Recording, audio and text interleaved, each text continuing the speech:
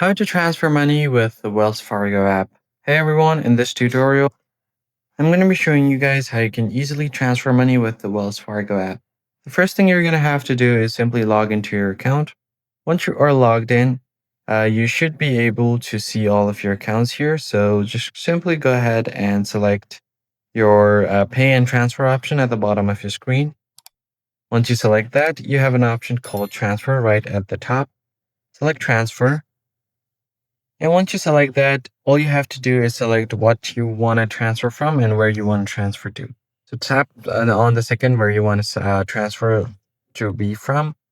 And once you've selected that, you can select the other destination bank. And once you've done that, you can choose your frequency, when you want to send it, and select your amount. Once you've selected your amount, you could also select the delivery speed. It could be 2 business day or next business day. So max you can send today is 15,000 and 2 business days after that is 5,000. So you can add a memo as well and then tap on continue. Once you've done that, it will show you the confirmation page and you should be good to go. So that's pretty much it, guys. I hope this tutorial was helpful. I'll catch you on the next one.